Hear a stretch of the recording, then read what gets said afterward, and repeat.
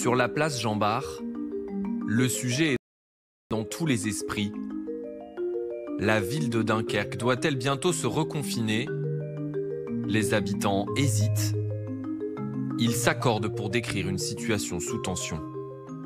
Ça paraît critique quand on entend parler via les médias. C'est pas rassurant en tout cas. On aurait préféré qu'il n'y ait pas tout ça. Mais du coup, c'est tout, on avance avec et s'ils proposent un reconfinement, on fait avec et on respecte les règles, c'est tout. Dans la cité du Carnaval, pas de rassemblement sur la voie publique cette année. Mais des soirées clandestines ont-elles pesé dans la flambée de l'épidémie? L'hypothèse, formulée par plusieurs spécialistes, irrite les Dunkerquois. Des chapelles, ça existe dans toute la France. C'est des soirées, voilà, c'est le terme qui change. Il y en a partout. Là, ils ont mis la faute sur ça, justement. Ouais, ils ont appliqué le carnaval. Pas ça. Dire que c'est des carnavaleux, ça, j'y crois qu'à moitié. Est-ce que c'est la proximité de l'Angleterre? Je ne sais pas. Car c'est bien le variant anglais qui est hors de contrôle dans le 3e port de France. Plus de 70% des contaminations dans certains laboratoires. Sur ce graphique, on voit bien l'explosion du taux d'incidence à Dunkerque et dans sa métropole. Le taux d'incidence, c'est le nombre de malades pour 100 000 habitants. Il est passé de 658 la semaine dernière à 901 hier. 901, c'est 4 fois plus que le niveau moyen dans tout le pays. C'est surtout bien au-dessus du niveau de l'incidence à Nice Métropole qui est à 735. Nice Métropole où un confinement partiel vient d'être décidé. Il s'appliquera pendant les week-ends.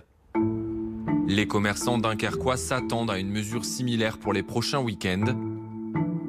Dans cette maroquinerie, renoncer à l'ouverture du samedi représenterait un préjudice sérieux. C'est notre plus gros chiffre de la semaine et franchement, alors en plus avec les vacances scolaires où justement il fait beau en plus, où il y a du monde qui se balade, franchement ça serait vraiment une catastrophe, clairement. Déjà qu'avec le couvre-feu, il y a beaucoup de personnes qui viennent que le samedi justement. Donc là, ça, oui, ce serait dur. Pour éviter les conséquences économiques d'une telle mesure, pour ne pas limiter davantage la liberté de circulation, le maire de la ville propose une solution de la dernière chance.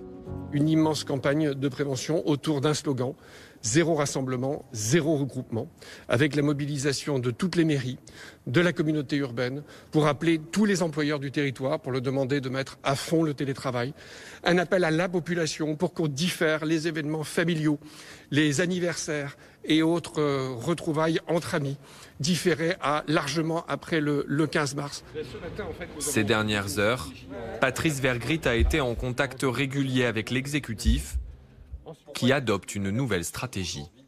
Pourquoi observe-t-on une adaptation des mesures de restriction en fonction des territoires? Les chiffres sont mauvais. On sent qu'il y a une inflexion du ton ces derniers jours, au point que même à Matignon, on n'exclut plus l'hypothèse d'un reconfinement national. Peut-être la dernière carte qu'il leur reste, c'est la territorialisation, ce que le président de la République appelle la régionalisation dans les Alpes-Maritimes. Dunkerque, peut-être demain le Pas-de-Calais ou peut-être d'autres départements. Et bien là, ils vont faire des mesures serrées pour espérer que ça ne s'étende pas dans d'autres départements.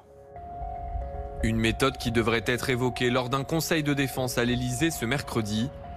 Le ministre de la Santé est lui attendu à Dunkerque dans l'après-midi.